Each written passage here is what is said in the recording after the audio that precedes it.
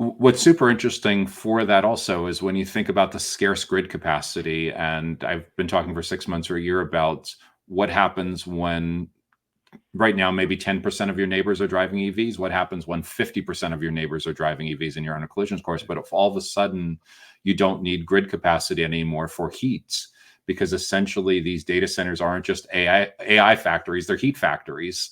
It's almost like having a generator, a power utility generator substation next door to adjacent to your residential commercial entity that doesn't need to draw any power. That's the point. For heating anymore. Yeah. You're using the electrons twice. 97% of the energy that goes into a computer comes out as heat, and we capture 97% of that heat. So even direct to chip, you're capturing 85% of it. So yeah, as you say, if you look at it, if you frame the problem in this way, it becomes this wonderful solution. Now it's extremely hard for people to get their heads around that, and from a networking point of view, we're going to show with Nokia in a couple of weeks that this is technically possible.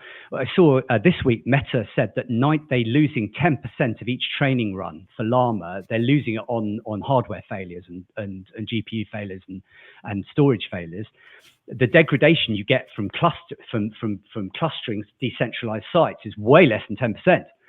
So when you actually frame the problem of AI training runs, really decentralized, doing it in decentralized manner is really not that. It's not even that controversial, actually, in terms of the degradation you're getting from doing it. So, yeah, it's a fascinating.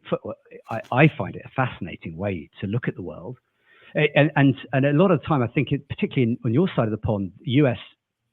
You know, we might think as us long lunching Europeans, we might think of our US colleagues as, you know, ESG really isn't on the agenda, but of course that's not true in many areas of the US, and I think there's also the assumption that doing heat reuse in the US isn't really worth it, but there's 9,000 megawatts of district heating systems in the US already, and you guys haven't even begun. And when you guys get going, you get shit done really quickly, you know. So there's a huge opportunity even now to kind of get ahead of this, problem. And what a wonderful world it would be where we as an industry, instead of being the pariahs, instead of all these people throwing bottles at us at the moment, saying you're using electrons, you know, we don't want you to be here, you're sucking up grid capacity. Yeah, we could be the heroes.